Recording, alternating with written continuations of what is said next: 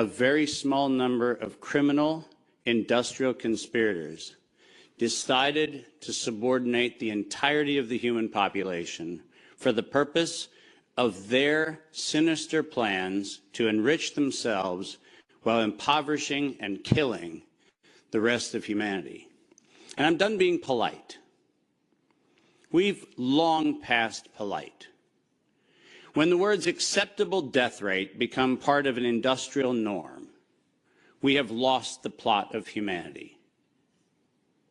And that's not my words. Those were the words of the World Health Organization and of Pfizer and of Moderna when they were given the authorization to begin the process of killing human beings in the interest of advancing their goals. Next slide. And I'm also not going to sugarcoat this. This is a criminal cartel. We are acting as though there's some sort of redeemable quality somewhere in some esoteric layer that somehow or another the World Health Organization must have some salutatory benefit. Well, I'm going to tell you, since its formation in the 1940s, the World Health Organization has been nothing more than a criminal cartel that has a sole and singular intent. And I will show you the document that proves what I'm saying. This is not an allegation. This is actually provable by their own words in their own hand. And they use a four-step process to execute every one of their nefarious plans. They begin by planning an exercise, then they go to the business of funding that exercise, then they create the rationale for the thing that they're going to do, and then they deploy and profit from it. And in violation of 15 U.S. Code Section 19, which for those of you listening, coincidentally started with the Clayton Act in the same year that the World Health Organization in the United States, 1913, the same year the World Health Organization's progenitors also started. So I find it fascinating that we passed the Clayton Act in 1913 and we set in motion 110 years ago the criminal conspiracy which we now call the World Health Organization. 110 years later. And in violation of TIFU, or TEFU, I don't even know how to say it, the TFEU, the treaty allegedly for the functioning of the European Union, which I think needs to now be called the Treaty for the Dysfunctional European Cabal. Article 101 unambiguously lays out the conditions that this was never a public health anything. It was racketeering for the purpose of instilling terror to adapt the behavior of a population. Period. That's what it was. That's what it always was.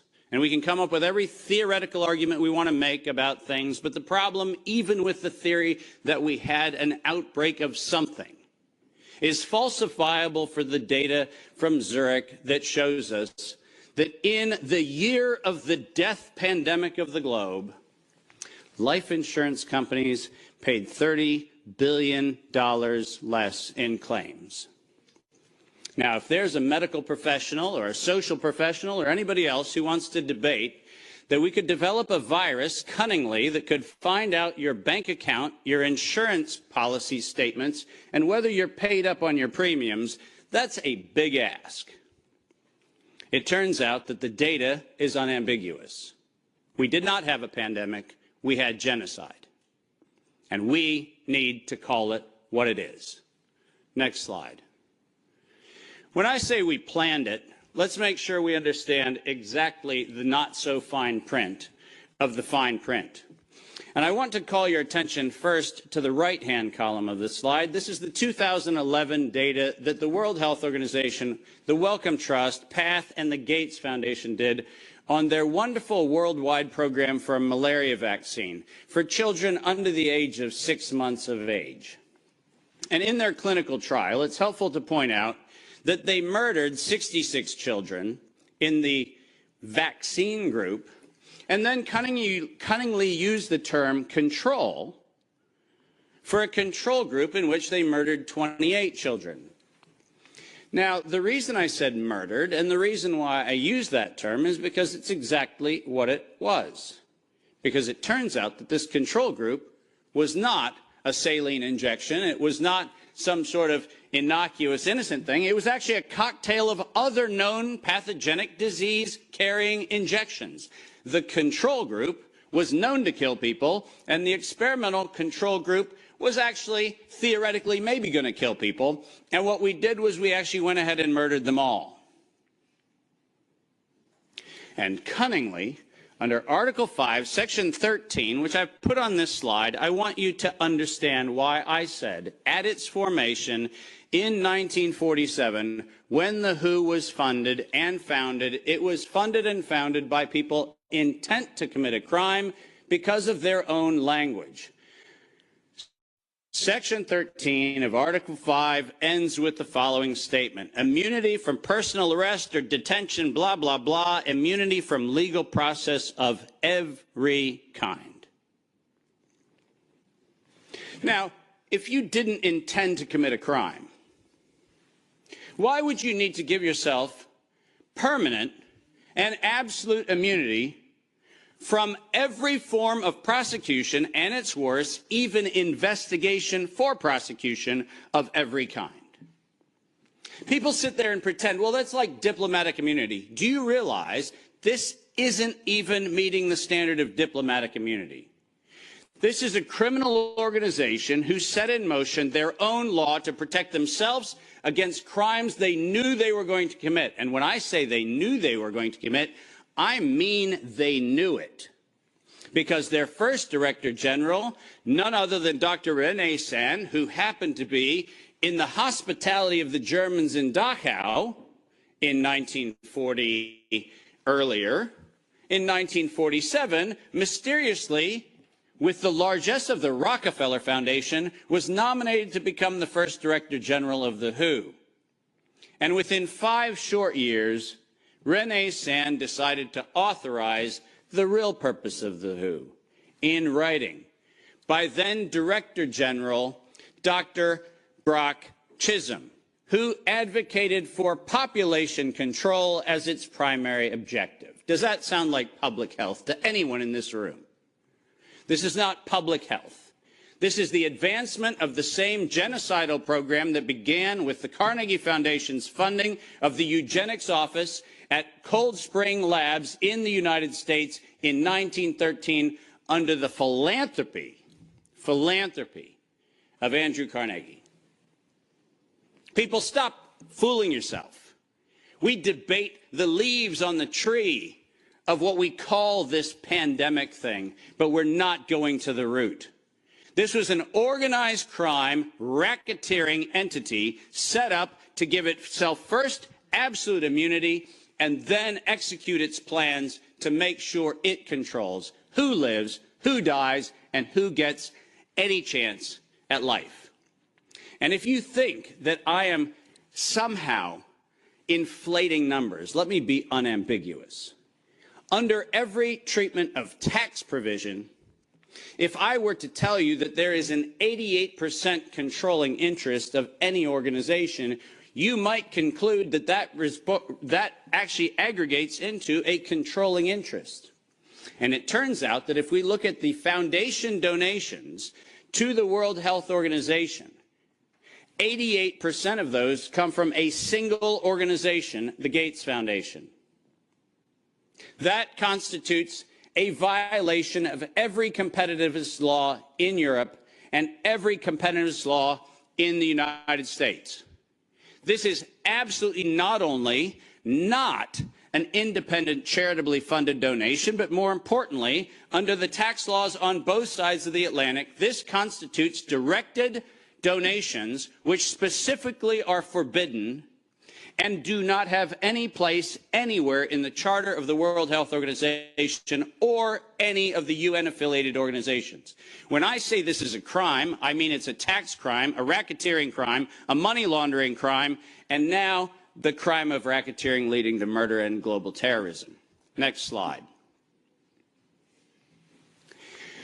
I told you that the second thing after they plan it is they fund it.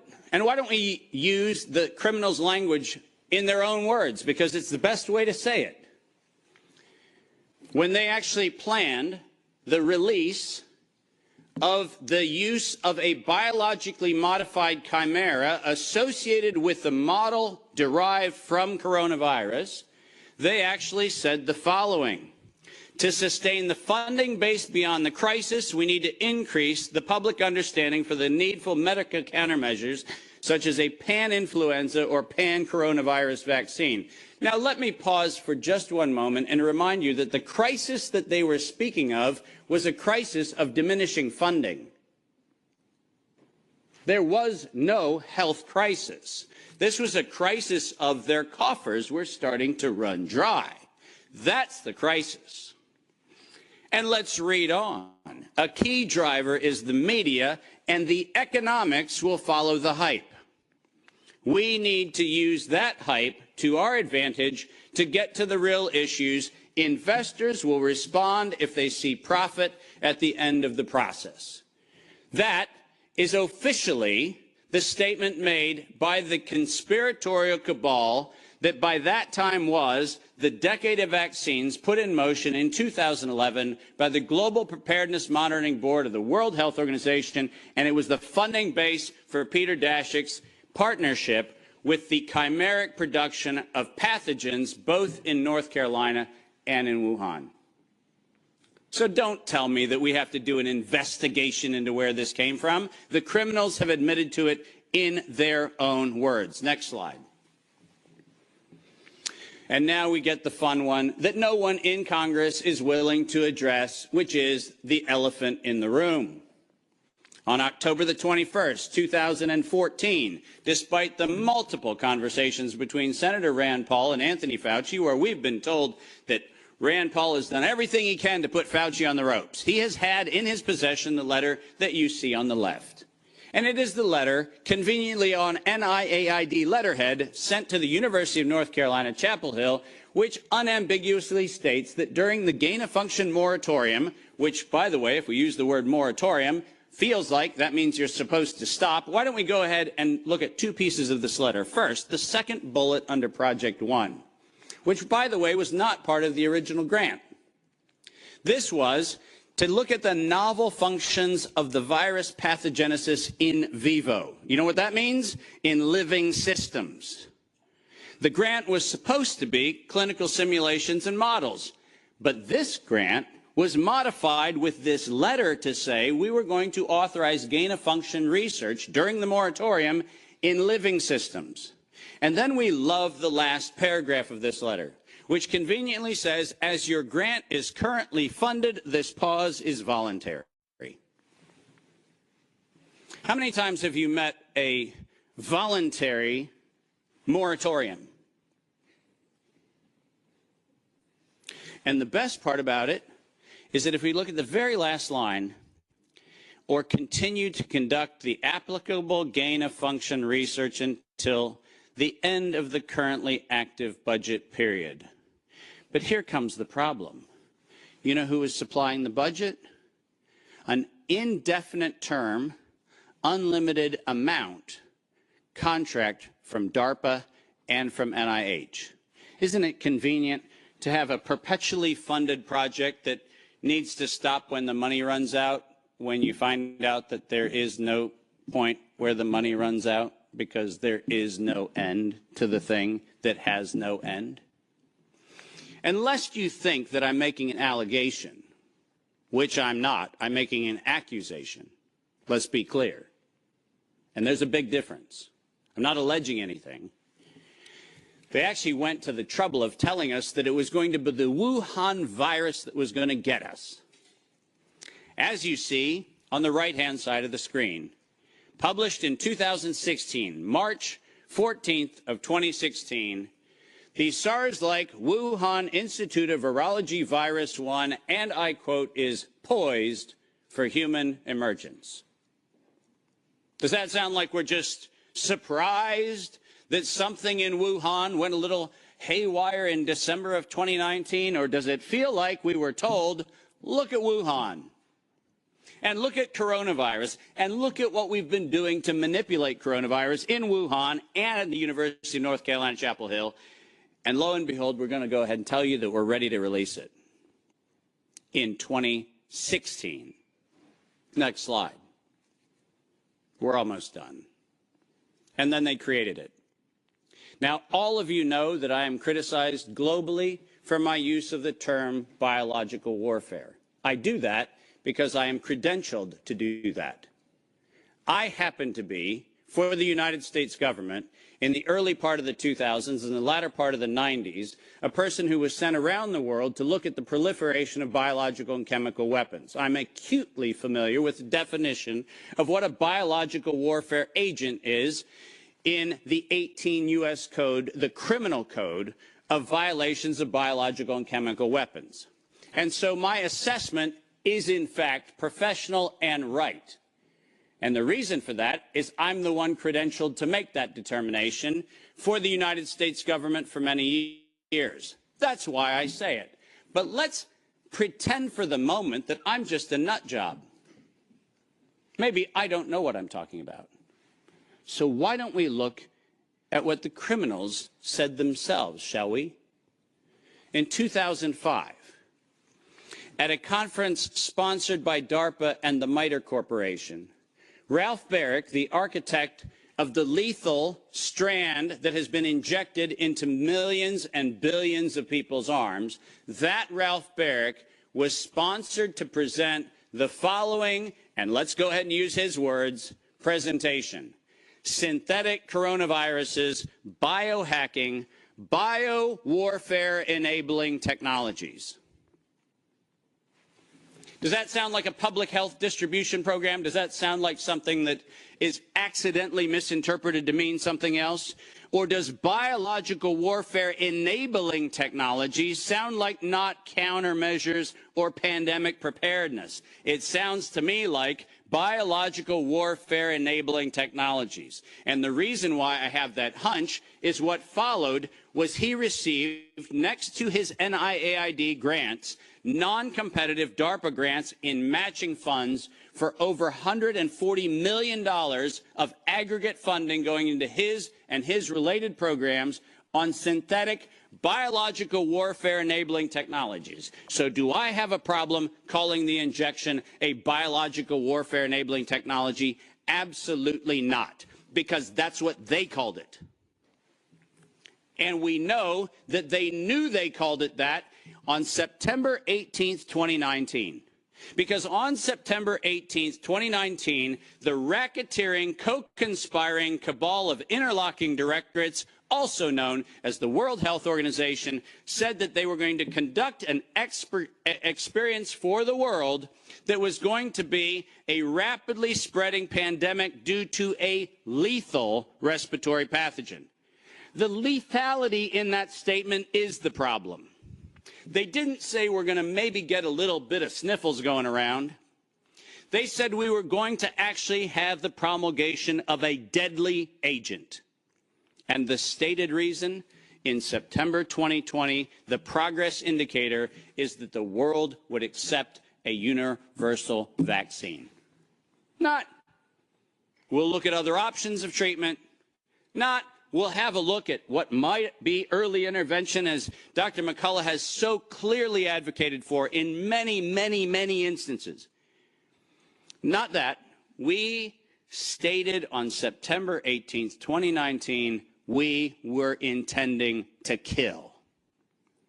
And we were intending to kill to create the fear that would drive people to accept something that without coercion, no one would have accepted. And that's published by the criminal racketeers. Next slide, and there's only 2 to go if you're following. Deploy and profit from it. We were told investors will respond if they see profit at the end of the process, and lo and behold, guess what they saw? Profit at the end of the process. 2022, $100 billion for Pfizer of public funds. Moderna, after lying to the Congress in October of 2020 when they were asked to actually verify whether NIAID was promoting an injection that would enrich NIAID, where Anthony Fauci and the entire team at NIH said that they had no financial interest in their recommendation, They receive a back payment royalty of $400 million for the first payment of the royalty. $400 million. More than any Institute of Health has ever received in a single payment for a single invention in the history of American medical research. And lo and behold, what do we receive after that? A request from the World Health Organization to expand its budget by 11% to make sure that the people who profited from it donate to it. And guess what they just did? They laundered the money right back. That's what they did. Next, and now you get the final slide. This is not a public health crime. This is actually not a constitutional crime. This is a criminal act done by a criminal institution established to enable criminal behavior since its foundation in 1947. That is what this is. And we should not be debating the merits of democracy or liberty or anything else, as irrational as that would be if we stood at a bank robbery and debated the merits of printing dollar bills. The problem is not the dollar bills, it's the bank robber. And the problem here is not health, and it's not public health, and it's not the suppression of information and the suppression of dissident views and the absolute unconscionable treatment of physicians around the world and academicians around the world who spoke out against this. That's not the crime. The crime is that we had criminal racketeers who conspired and developed a, quote, emergency. The same criminal racketeers planned, manufactured, and did all agency capture to make sure that you were told that you would use terms that they tell you to use. Vaccine, face mask, health, social distancing, none of which had ordinary use definition. So we just used them. Criminal racketeers price fixed with interlocking directorates where known competitors came together and fixed prices in direct collusion in violation of both European Union standards and in violation of both the Sherman and the Clayton Act in the United States. These were crimes. It was organized crime, and we should treat it as such. Criminal racketeers publicly lied under oath, and this resulted in the death and destruction of liberty, and most importantly, the death and destruction of the integrity of well-meaning people who sit here today doing everything they can within their power to try to treat the calamities created by this catastrophe. I will not for a moment denigrate the multiple contributions of amazing academic and medical professionals who've tried desperately to step into the gap and stop the corrupt outcomes of these crimes. But I will, without doubt, say the following. Until we treat this as a criminal conspiracy of criminal racketeers resulting in global terrorism for the purpose of profiteering and murder, until we have that conversation, we're having the wrong conversation. Because we are not here to debate the merits of a modified agreement for a criminal racketeering organization. We are here to end the criminal organization itself. This is my call to every single person on this planet. Don't just limit the power of the WHO. Destroy the WHO. Thank you very much.